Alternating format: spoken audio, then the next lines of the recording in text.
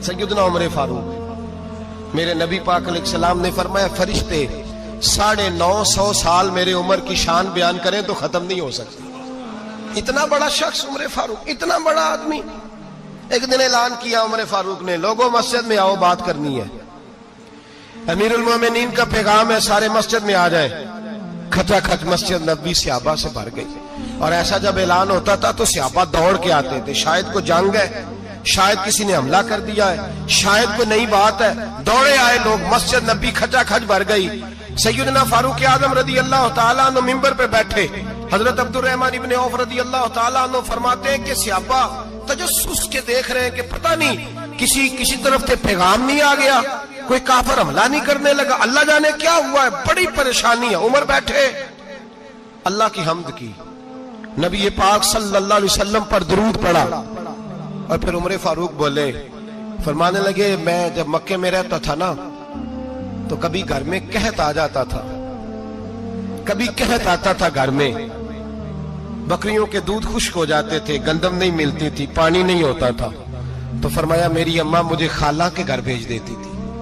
कबीला बनु मखजूम, उस कबीले में मेरी खाला की शादी हुई थी तो वो मालदार लोग थे, उनके पास ज्यादा बकरियां, ज्यादा ऊंट, ज्यादा गायें, ज्यादा खेत थे।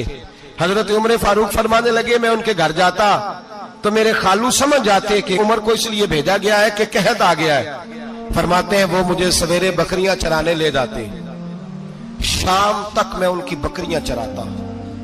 अमीरुल मोमिनीन उमर, एक तरफ मसला यह है कि कैसर और किसरा की दीवारें हिल रही हैं उमर के नारों से, और इधर उमर मिंबर पे बैठ के खुतबे दे रहे। फरमाते हैं मैं बकरियां चराता, शाम तक खाला के घर जाके मजदूरी करता, और फरमाते हैं शाम होती तो एक मुट्ठी किशमिश मुझे देते वो। आप फरमाते हैं मैं बड़े कद वाला था, एक मुट्ठी किशमिश मिलती है, कभी एक मुट्ठी खजूरें, मैं शाम को खा के सो जाता। कई महीने यूं ही गुजरते तो मेरी अम्मा का पैगाम आता कि हालात सही हो गए, मेरे बेटे को भेज दो। ये बात कही, हजरत उमर रोने लगे और फिर कहने लगे, अब वो वक्त आया है कि लोग मुझे अमीरुल मोमिनीन उमर कह के पुकारते हैं। बस ये दो बातें की।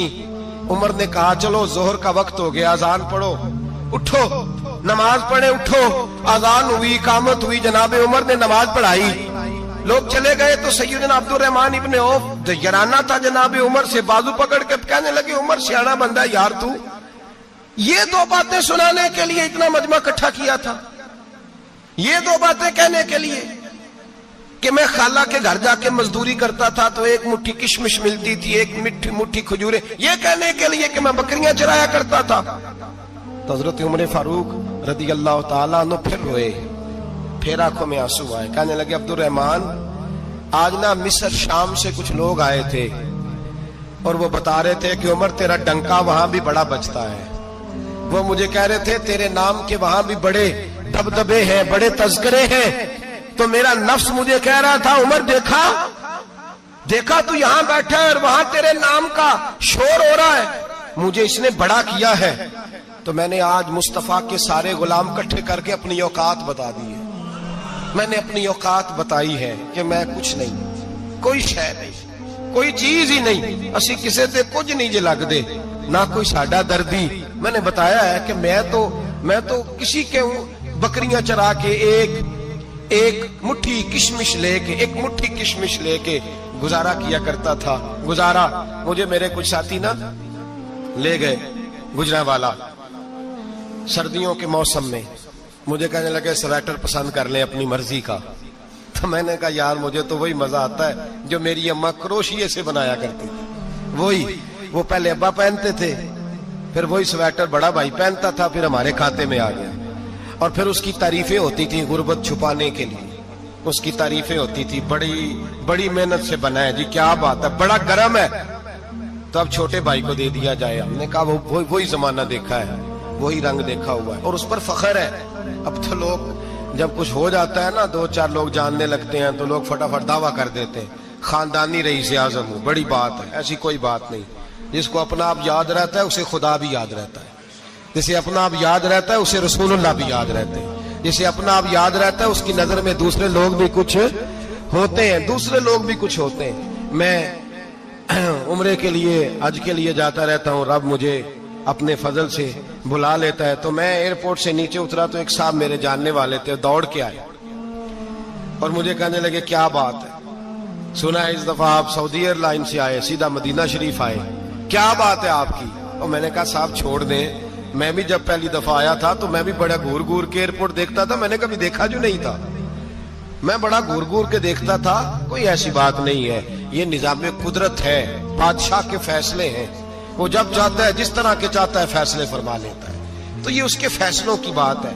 ہم لوگ نا جس حیثیت پہ ہوتے ہیں وہیں رہ جاتے ہیں, پچھلی بات بھول جاتے ہیں, اس لیے ہم چاہتے ہیں جو بھی ہمیں ملے جھک کے ملے, جو بھی آئے, اور یہ میرا آپ کا سب کا مشترکہ معاملہ ہے. میرے نبی پاک صلی اللہ تعالی علیہ وسلم نے صحابہ سے پوچھا تمہیں بتاؤں جنت کے بادشاہ کون ہوں گے؟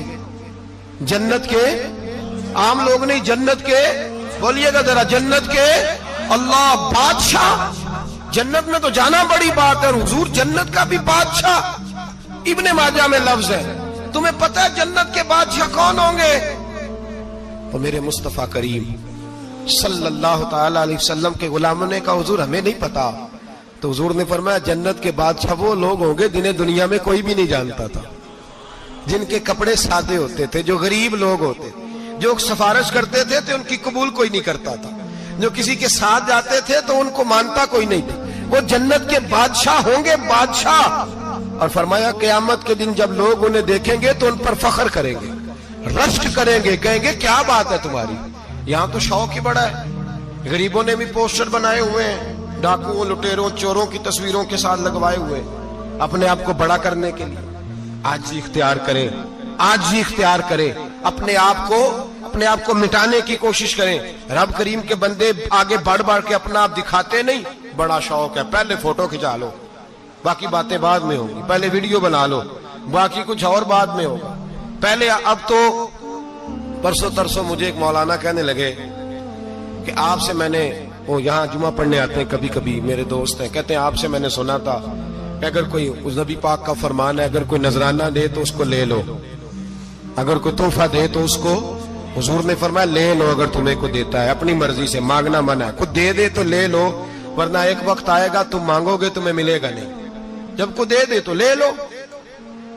کہنے لگے آپ نے کہا تھا کو دے دے, تو اس وقت سے میں کوئی سوٹ دیتا ہے مجھے میری مسجد کا نمازی تو میں لے لیتا ہوں, کوئی مجھے کوئی اور شے دیتا ہے تو میں آپ سے سن کے, تو اگر میری مسجد کا نمازی سوٹ پکڑاتے ساتھ فوٹو بھی کھینچے تو پھر میرے لیے کیا حکم ہے, وہ خوشبو کی ڈبی دیتے ہوئے ساتھ فوٹو بھی کھینچے, پھر میرے لیے کیا حکم ہے. کہنے لگے رمضان میں یہ حال ہوا ہے کہ لوگ کپڑے دے رہے تھے اور فوٹو کھینچ رہے تھے, کیا چکر ہے, کہاں چلے گیا.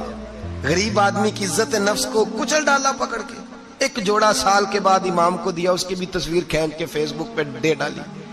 یہ ہماری آج